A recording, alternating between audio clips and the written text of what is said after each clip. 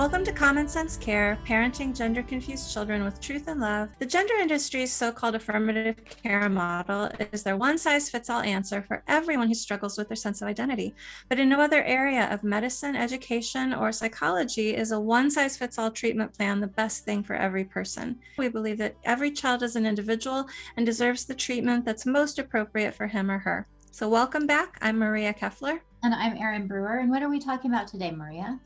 We're going to talk about whether social transition is really harmless. Okay. And I think that there's a lot we can say about this and a lot of different aspects we can cover. So we're just going to talk about what we think about that. Yeah, and this is a tough issue because I know there are a lot of people who will say, you know, we don't want medical transitioning, but if a kid wants to socially transition, we're okay with that. I think that we need to push back on that a little bit. And the reason is that essentially socially transitioning is telling a child that you're accepting that they're born in the wrong body and that there's something flawed about them, and that being the opposite sex will somehow improve their lives. And I think that's a really negative message to send to any child. Well, and we should probably talk first about what social transitioning actually is. What does it mean? Exactly. And I think it's so important to differentiate between a child who wants to be gender nonconforming versus a child who's socially transitioning. Do you want to talk about that for a sec? Sure. Yeah. I mean, we think of social transitioning as trying to pass as the opposite sex, trying to make other people think that if you're a girl, think you're actually a boy, or vice versa. And this usually revolves around a haircut, clothing styles, trying to appropriate some of those opposite sex role stereotypes. And I've heard parents address this with kids. I like what you said about there's a difference between being gender nonconforming and being socially transitioned. One parent that I know of said to her daughter, you know, there are people like Annie Lennox, the singer, and Diane Keaton, the actress, who are very gender nonconforming. They both wear very masculine, typically masculine type clothes, suits, ties, you know, haircut. Annie Lennox has very, very short cropped hair. But those women are not trying to deceive anyone. They're not trying to make anyone think that they're men. They're just women who have a particular style that tends to be masculine-ish. And so I think we would call that gender nonconforming. Or Boy George, the singer. You know, he loves to wear flamboyant, gaudy clothes and dresses and makeup and all that. And he said directly, I'm not trying to pretend I'm a woman. I'm a man. I'm always going to be a man. So that would be the difference, I think, between gender nonconforming and socially transition, and whether you're trying to deceive someone about who you really are. And I think one of the important differences is the name and pronouns. And so somebody who socially transitions will kind of insist on others outside them using different pronouns than the ones they would typically use, and often get very upset if they're not able to control that. And the other thing is the dead name, and just the you know, listen to that the dead name. That's a name that basically you're saying is that person is dead. I am a new person. Anytime we encourage a child to think of themselves as dead and recreating themselves to be a new person, that's really suggesting to them that they appropriate an unhealthy coping mechanism. And so I think that those are really important considerations, that, you know, if a kid just wants to dress differently, you know, if a girl wants a short haircut or if a boy wants long hair, that's not in any way suggesting that they're uncomfortable with who they are. But if they're insisting on others using opposite sex pronouns, and if they're calling their given birth name their dead name, that's indicative of some deep down discomfort with who they are. And encouraging them to become a different person is not an appropriate way to handle that. We've talked about that term dead name before. And one of the things kids will say is, oh, I've always been this way. I've always known I was, the opposite sex. But then employing that term dead name really undercuts that argument, because they're also saying, oh, that person you knew before is dead and I'm a new person, but I'm the same person I've always been. It really doesn't make Very sense. complicated. And one of the things, I mean, this is something that's very close to home to me, because when I started first grade, I was adamant that I was a boy. I wanted the teachers to treat me like a boy. I wanted the other kids to treat me like a boy. And I feel like I was saved by teachers and other important adults in my life who refused to accept that I was a boy. They continued to enforce reality on me in a way that was very important. And I just, one of the reasons that I got involved in this is because it just fills me with horror to think about what would have happened to me if I had had other adults saying, oh, you are a boy. We're going to accept you as a boy. You're going to start using the boys' bathroom. We're going to call you by your chosen name. All these things. It really would have reinforced all the self-hatred that I had, reinforced that desire to just ditch Erin, basically kill Erin and become a different person. And we know that those are the kinds of behaviors that lead to continued mental health issues. It's never healthy to encourage a child to basically disassociate from themselves. And we wanted to talk about, there's kind of two different kinds of reasons that a child might want to socially transition. One of them is that dissociative disorder, really, where, in my case, it wasn't that I was pretending to be a boy or I was acting like a boy. It's that I had dissociated from myself and decided I was a boy. It wasn't, there was no pretending there. It was, in my mind, I was a boy now. And kids can do that. They have magical thinking. Yeah. And they're able to do stuff like that. They're coping mechanisms. And so if I had had people around me reinforcing that delusion that I was in fact something I wasn't, that would have been really harmful to me. So there's that, that kid who has some pretty significant mental health issues, who really needs help. And if you encourage them to disassociate and become something they're not even going to get the help they need to identify the underlying cause of that dissociation. And the other is what we talked about as LARPing, which is live action role playing. And these are kids who don't have this, deep down, gender dysphoria where they have just, kind of ditched themselves and become somebody else. These are kids who are basically role playing. They've decided they want to be the opposite sex for whatever reason. And they've sort of immersed themselves in a character. I'm not sure if it's a caricature or a character. I think both words could apply. Yeah. Yeah. And they're very different.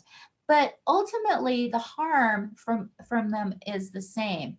If you have a kid who's dissociated and you're encouraging them to in that delusion, that's going to be dangerous. If you have a kid who's role playing, and you start treating them as if they're that role play character, that's going to end up being harmful because the kid isn't going to really learn how to deal with life as themselves. They're going to have this alternative persona that they use to interact with other people and to navigate through life. Well, we've seen that, I think, with some other role-playing games. I know Dungeons and Dragons has always been very popular. And I remember even when I was younger, I had friends who played it. And there were some people who got so deep into those roles that they really couldn't get out of them. That was who they thought their real persona was. And I think that's one of the dangers with live action role playing. Almost everything has good sides and bad sides, right? And you can go too far one way or the other. Certainly not saying live action role playing is bad. But if you get too deep into it, too invested in the character that you forget who you really are, that can be a problem. And I think we're seeing that happening with a lot of kids who are being sort of drawn into this via social media, via school. Partners for Ethical Care just put out a little vignette yesterday that was taken from The Witness, episode 17, interviewing a 16-year-old desister. And this girl talked about how she was systematically drawn into this in middle school by people saying, do you agree with the trans, with trans or not? Do you support trans? And when she said no, she was called names and she was drawn into it. But in that video, she said, I had a moment where I decided I'm going to be a boy. She said, I clearly remember deciding that And I'm going to be a boy. yeah, I think that's happening more and more as kids are, feeling this incredible pressure to be somewhere in the LGBTQ community. That they don't get to be part of this fun group unless they have that identity. And I think more and more kids are just sort of succumbing to it. I just listened to an interview with Abigail Schreier, and she was talking about a whistleblower who she interviewed, who worked at Planned Parenthood and said that groups of girls would come in asking for testosterone, and they'd be in the waiting room giggling and laughing and having a good time. That is not gender dysphoria. Those are kids who are not suffering from gender dysphoria. A kid who's suffering from gender dysphoria is, in deep angst, incredible self-hatred, depression, anxiety, dissociation. It's not a kid who's in the waiting room giggling with friends. And so the fact that we've got, groups of girls coming in and they're doing it almost as like a social activity, really indicates more of that LARPing, that live action role playing. Unfortunately, for those who've done live action role playing, at the end of the role play, you sort of take on your own self. You reassert yourself. Unfortunately, we don't have an ending for this, and so these kids are getting involved in it. And there isn't a dungeon master or somebody who's controlling the role play that's saying, okay, now we're done with the role play. Now you need to be yourself again. We have a short video that sort of explains role playing for those who are unfamiliar with the whole concept. So let's watch that, and then we can talk about it a little bit more. Okay. LARP stands for Live Action Role Playing Game. Apparently the G is silent. And according to interactive game researchers Falk and Davenport, it can be defined as a dramatic and narrative game form that takes place in a physical environment. It is a storytelling system in which players assume character roles that they portray in person through action and interaction. The game world is an agreed upon environment located in both space and time and governed by a set of rules, some of which must be formal and quantifiable. Now when you think of LARPing, maybe you conjure up an image of a group of nerds wearing homemade costumes, sporting foam weapons, and casting spells on each other in the park. And yes, LARPing is something that many self-proclaimed nerds do love, but it is also enjoyed by lots of other people all over the world. The 2014 LARP census, yes, that is a real thing, documented participation in over 80 countries. But LARPing is more than just a game. It's a game that merges performance, community, and art. It allows you to immerse yourself in the game by literally taking on the role of your character. LARP is especially interesting from a psychological standpoint. As Lizzie Stark writes, the yearning to experience personal emotion is one of the hallmarks of the LARP movement today. Many LARPers want to experience emotions, the loss of a friend, the thrill of battle, the pain of betrayal, that they would never have occasion to feel in everyday life. Well, that's interesting. I've never done live action role playing to that degree. I guess I did a murder mystery dinner one time, which would be considered live action role playing.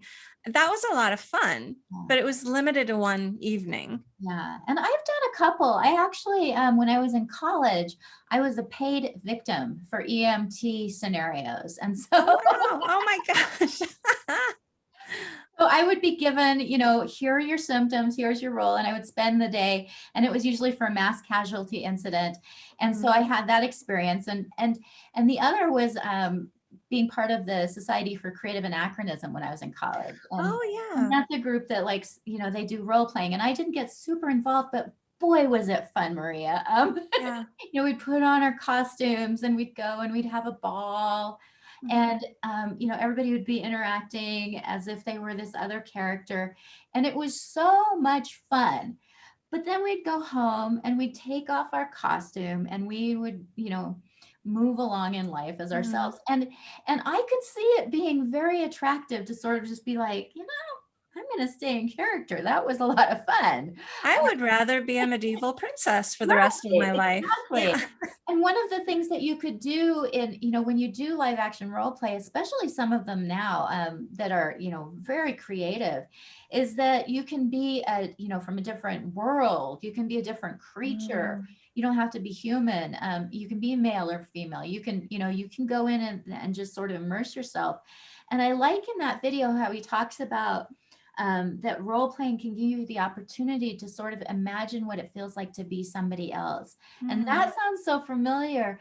The problem is that people who are doing live action role playing and insisting that they're the opposite sex, they think they know what it's like to be the opposite sex, but they really don't.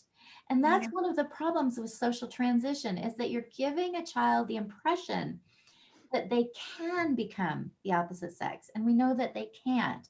And so you're giving Yeah. them this false reality that can be really harmful.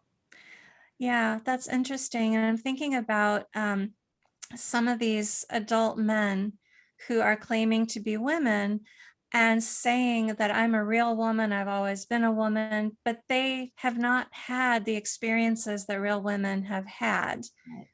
Yeah, And we really don't know. I mean, mhm, I can insist that I'm Chinese. And, I've always felt Chinese. I love Chinese food. I like to dress in Chinese clothes. But I'm not, I'm just not. yeah.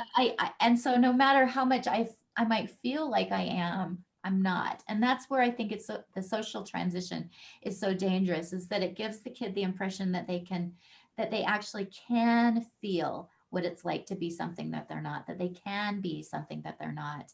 And Mhm. children need boundaries. That's something that's really important for them, is to have those boundaries, so that they grow up really having a good sense of what reality is. Mhm. Um, we've heard stories of kids who are pretending to be Superman, and they jump off a roof and break their leg.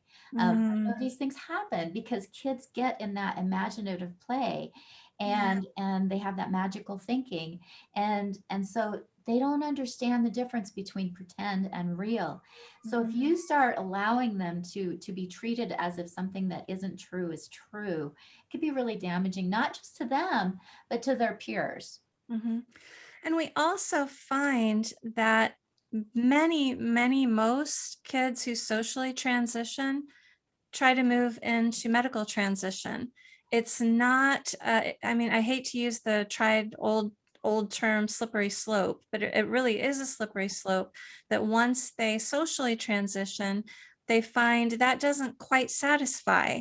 And so, well, let's try the medical transition. And then that doesn't quite satisfy. So let's do the surgical transition. It doesn't stop. It's not a satisfying experience. Well, and part of that, I think, is because these kids are told that all their problems are going to go away and they're going to feel so much better if they socially transition. So they socially transition, they don't feel that much better, but now they're in this role.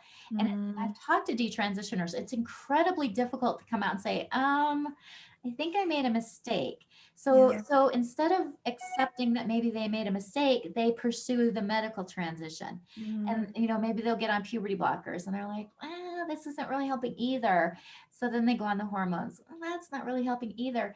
And it just keeps entrenching them further and further into this role. And it makes it harder and harder for them to, first of all, say, I think I made a mistake. And mm, also to look at the reasons why it was so seductive to take on that role. mhm. I just heard a term yesterday in a parenting group, which horrified me. And it's the first time I've heard this, but this mom talked about her child talking about his gender guide. No, I'm sorry, transition guide. So, I mean, we know that there are social media influencers. We know there are these glitter moms, which are generally adult men pretending to be women, who are luring kids. But now there's apparently a transition guide who will help you. And the transition guide, of course, told this 15-year-old to cut his parents off and come live with the transition guide. But what you said about when you dig a hole and you keep digging it deeper and deeper and deeper, it's harder and harder to get out of it. And Especially when you're affirmed for it, especially when everybody's celebrating it. So a lot of these kids were kind of just nobody when they were in high school.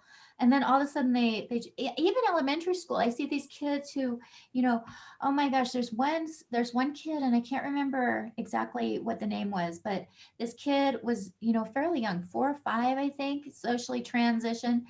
And for some reason, the Obama administration flew him out to the Capitol to watch Star Wars and meet some of the Star Wars characters. This kid got treated like a celebrity simply for socially transitioning. And I hear stories over and over of kids who are sort of, not the most popular kids. They're kind of marginal. And then they come out as transgender, and suddenly they are the most popular kids in school. So it's not just admitting that you're wrong. It's also having to deal with this social force that's saying you're good if you're transgender, you're bad if you're not. Yeah, I think we really do need to dig in on biological reality. We need to dig in on truth. And I think it was Colin Wright who said, this is reality's last stand. We cannot afford to lose our tether to reality because we're going to descend into chaos. That's a paraphrase. That's not exactly how he said it. But I think it's so true. And these kids, especially these young kids, who maybe are just role playing, because that's what small children do. That's part of being a small child. Today I'm a cowboy. Today I'm an astronaut. Today I'm a princess. And it's good to let kids explore those things and sort of humor them in it. But at the end of the day, that child needs to know, no, you're actually a 7-year-old boy. You're actually my 6-year-old daughter. And now it's time to go to bed and be a daughter. Right. Because they need a foundation in reality. They need to know what truth is. And I remember in school, I think it was in probably kindergarten, we'd have sort of a playtime where we would all play, and then the teacher would say, okay, time to come back to school. And it's time to come back to reality. And I see that in parents do that with their kids all the time. They'll be playing and having a great time and imagining all kinds of amazing adventures. And then the parents say, okay, come on, it's time to come back, basically. Yeah. Now we have parents oftentimes who are saying, not only go ahead and play, but I'm going to enter into that fictional world with you and reinforce it. And the teachers are going to do it, and the crossing guard's going to do it, and the lunch person's going to do it. And we, instead of having somebody who creates those important boundaries, the kid is the one. And that's, to me, just incredibly concerning. One of the things the guy talks about in that Larping video, and I'd encourage people to go watch the whole thing, is that there are designated people to create the environment for Larping. So they create the roles, they create the rules, and at the end, they're the ones who stop it. And sometimes there's even a debrief afterwards, because people need that transition in order to go from, role playing to back to themselves. Well, when it comes to social transition, basically what you're doing is you're putting the kid in that role. You're telling the kid they get to create their own rules. They get to create their own characters, and they get to make people on the outside conform to what they want them to do. That's too much power for a child. That's incredibly dangerous for a child. Yeah, what if it were like that with the Society for Creative Anachronism, which reinvents medieval times? What if instead of being confined to that ballroom or to that campground, suddenly they were all coming out into society, and we have to affirm that he is actually a medieval knight, and he wants to joust with me because I've offended him, so I must joust with him. Yes, and call him Sir James, and do all the gesticulations to show deference to the king. We have Star Trekkies, who might want to walk around and pretend like they're in that world, and it could get incredibly crazy. Well, it is getting, and that's what I see happening is just each child now. I mean, and that's where you can really tell that this has just gotten so out of control, is that we have people now talking, and they're transgender, non-binary, male, sort of fluid, pansexual. I mean, these identities are getting more and more absurd. One of the things that I'm increasingly seeing among activists is a push towards accepting the concept that somebody can be more than one person. So we're, we're accepting Ah, the whole concept of dissociative identity disorder, that somebody can be more than one person at a time, and even a push by some to have separate birth certificates for each of those personas. isn't that a mental illness? Well, it used to be, Maria. Multiple personality Right, disorder? Yeah. and that's the problem, is that it's like I've heard, and I can't remember who coined this, but we're normalizing the pathological, and we're Mm, pathologizing the normal, mm, which is, again, when you're an adult and you go to a specific place and you do a role play, that could be so much fun. But mhm, basically what we've done is we've just said, okay, kids, go ahead and LARP. mm, You get to dictate how people treat you. You get to dictate the rules. And if anybody crosses you, you now can call them haters and bigots, and cut yourself off from your friends and family and parents. And mm, it really is very sad. Again, I want to just talk about the difference between sort of the LARPing versus somebody who really is struggling from mm, dissociative disorder. And that's what I had. I had that true identity difficulty where I wasn't pretending to be a boy. I had sort of cut myself off. I had mhm, I kind of think of it as splitting. I had mm, become a different person mhm, and didn't acknowledge Erin. It was like, Erin, I'm not Erin. And it wasn't a role play. It was a mental health issue. It's a right. very well documented thing. And we have a video now about dissociative disorder I thought we could Mhm, watch so that people really understand the difference between a kid who's, sort of assuming this identity as part of sort of a process of fitting in, of mhm. role playing, versus a kid who's really suffering from mental health issues. Here are 5 signs you may be experiencing dissociation. Number 1, memory loss. Memory loss is a common symptom of dissociation. The main reason memory loss goes hand in hand with dissociation is because your brain cannot handle whatever is going on. Dissociation pulls you outside of your body. Hence, it's difficult for you to remember what happens around you if you're not there. Number 2, derealization. It sometimes feels like a dream where things are colorless, dull, or blurry. Number 3, feeling lightheaded. There are many reasons why you may feel lightheaded, but in the context of mental health, dissociation can be a cause. The vestibular system is a sensory system responsible for spatial awareness and sense of balance. However, when you dissociate, you are not aware of your surroundings. When you come to, the sudden realization of your surroundings serves almost as vestibular stimulation and makes you lightheaded. Number 4, not feeling pain. There is research suggesting that dissociation not only minimizes painful memories, but also the physical pain attached to them. And number 5, a loss of self-identity. Another aspect of dissociation is depersonalization. It's similar to derealization in the sense that you feel like you are watching yourself. However, depersonalization makes you feel distant from your mental process. You feel that you're an observer of your own life. So I think that's really important to understand how profoundly difficult a dissociative disorder is. Mm, And one of the things that I wanted to bring up about, both a child with dissociative disorder as well as a child who's role playing, is that the more you engage in a certain type of behavior, the more you reinforce sort of those neural pathways.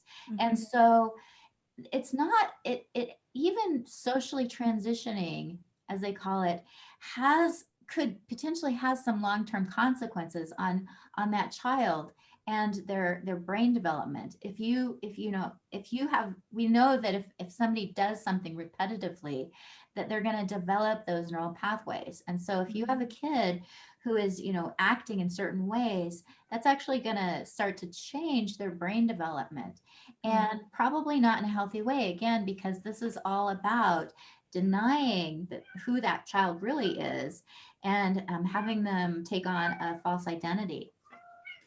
Yeah, that's interesting what you say about. Can you hear my I cat? can hear the kitty. She wants to be part of the video. She wants to be part of the video.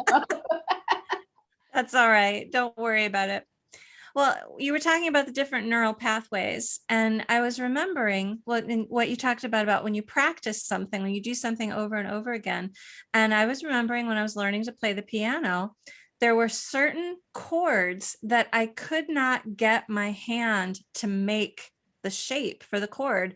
And I remember getting so frustrated that I actually taped my fingers in the right position and just played that chord over and over and over again with my fingers taped in that position. And I think that's a lot what we're doing with these kids when we reinforce the social transitioning. We're kind of duct taping them or masking taping them into a certain position. And that is going to have an effect on them.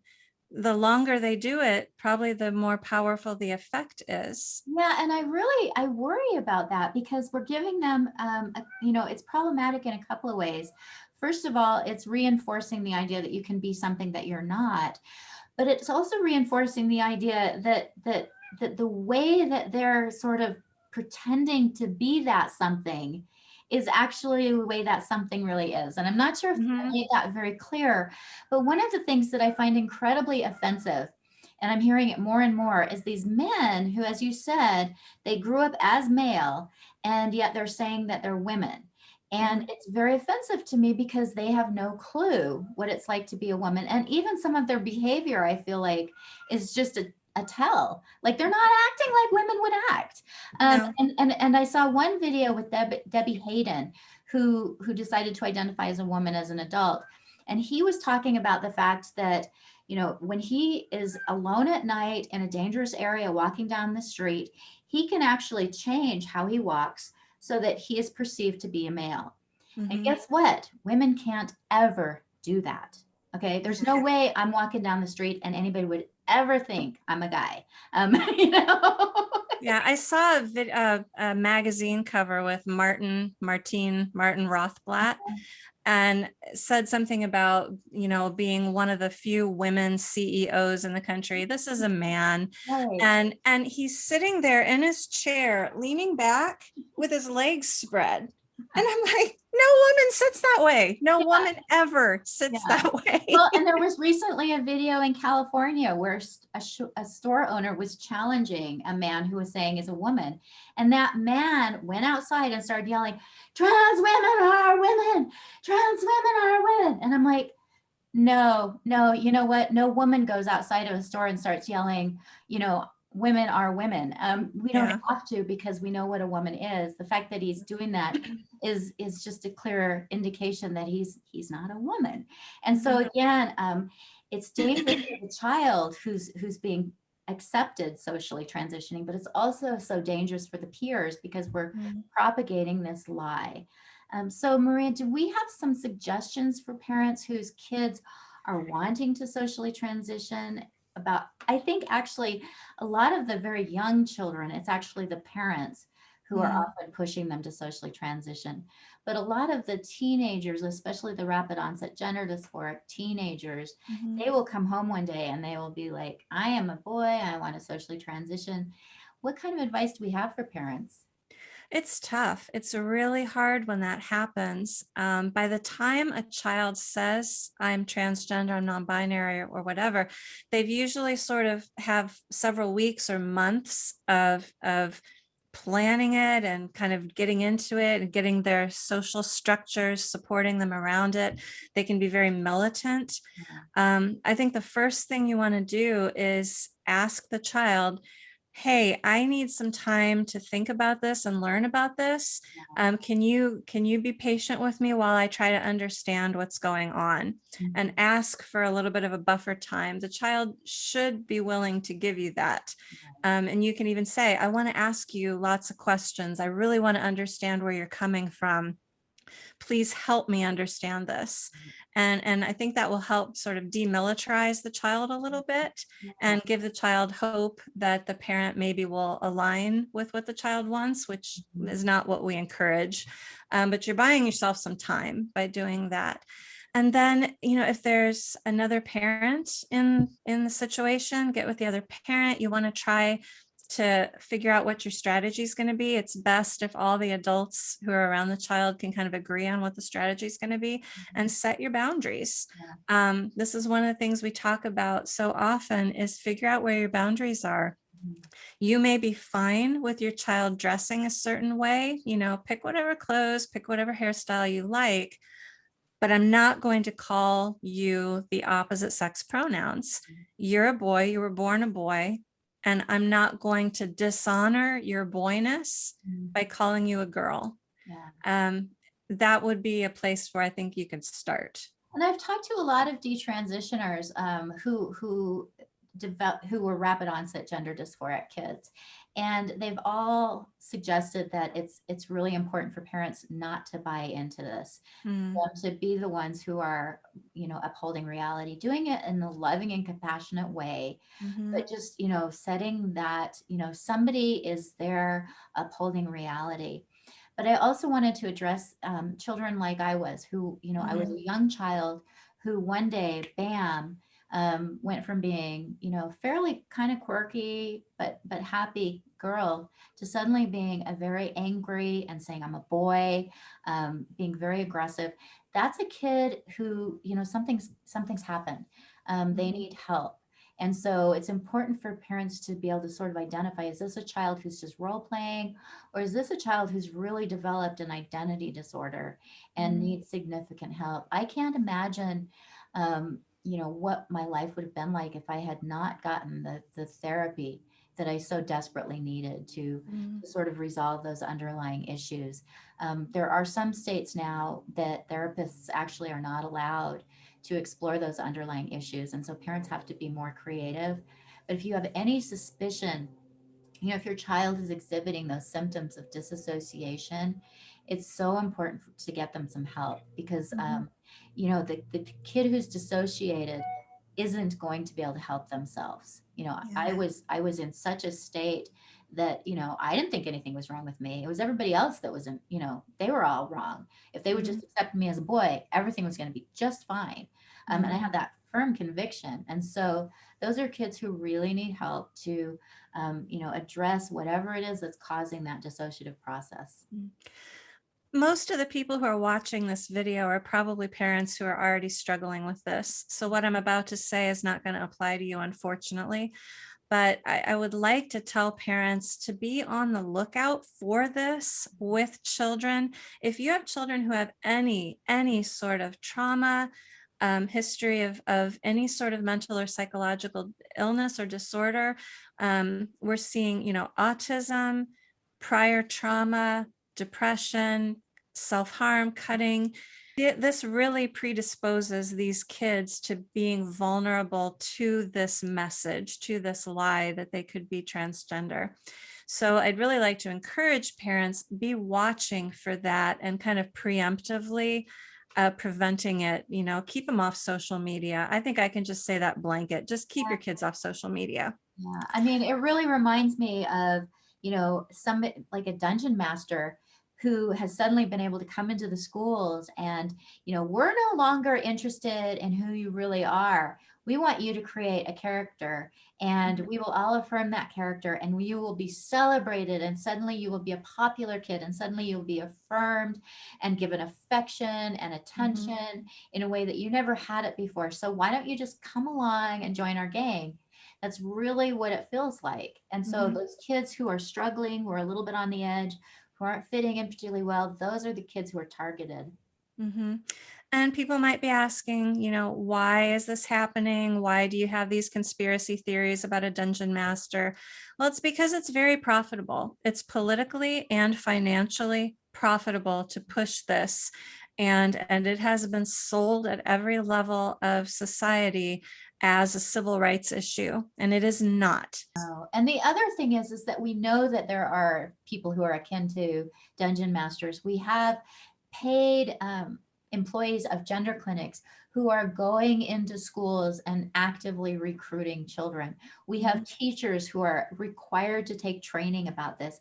We have policies that are requiring the affirmation of kids who wanting to take on these identities. So it's not a conspiracy theory. It's right there, and anybody can go look and see it.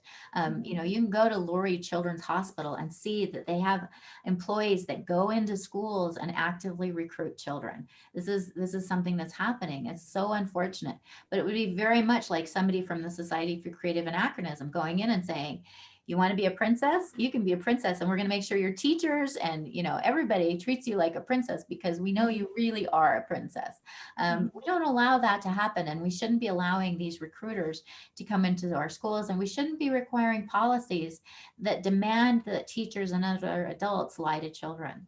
Yeah, we just had a teacher in a neighboring county over in Loudoun County quit in front of the school board because she will not lie about pronouns. She will not take any more of this training about how to reinforce LARPing, you know, and gender dysphoria.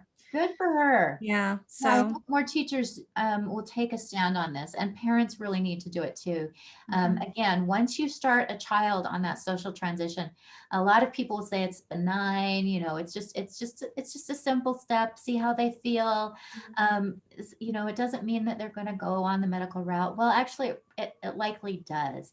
Again, it's that slippery slope. It's actually, I think it's more of a cliff. You're pushing them off a cliff.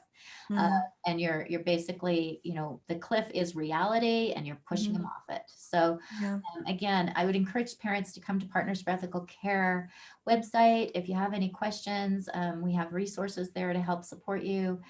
We have some Facebook groups that you can come in if you need support as a parent. We know this is really difficult. And parents who might have gone along with the social transition, if you feel bad about it now, please don't beat yourself up about it, because you're being told, you're being lied to by professionals, suggesting that this is, you know, just an innocuous thing to do. Go ahead, just let them socially transition. I think a lot of parents do this because they're pressured into it. And then they realize once a child's gone down that road, it's really hard to set them on a different path. it's not too late. You can change course. You can sit down with your child and say, you know, I've been affirming this. I've been going along with this, and I'm realizing that I don't think I made the right decision. I don't think this is what's best for you or what's healthy for you. And I need to change the way I'm responding to this. And you can do that. And that's a very valid thing. There's been lots of times as a parent where I've approached my child and said, you know, I've rethought this, and, you know, I've realized that maybe I wasn't making the best choice in involving this. And that's okay to do as a parent. I've had to do that with my kids on other issues as well. And one I'm thinking of, my youngest daughter experienced bullying at school, and I got on top of it. I went in, I volunteered in the classroom, I moved her classrooms. Well, my oldest son came to me later and he said, I was bullied in 4th grade too. And you didn't do that for me. You didn't come in. And I said, I'm so sorry. I said, I should have. I said, I didn't take it seriously. I didn't understand how bad it was. I was not the parent that you needed. And I'm sorry. I'm sorry that I didn't. But, you know, we make mistakes, we learn, we grow, we change, and it's perfectly reasonable and valid to admit when you've been wrong and you need to make a change. Well, thank you, Maria. I hope that this has been helpful to parents. Thank you, Erin. I always enjoy hearing your insights on this, and we'll look forward to talking next time. All right, thanks. We are not doctors or therapists. We are not giving medical or psychiatric advice, and we offer no guarantee of outcomes. We simply want to talk about how to support and love kids using long understood best practices from the fields of psychology, education, and child development. We're glad you joined in our conversation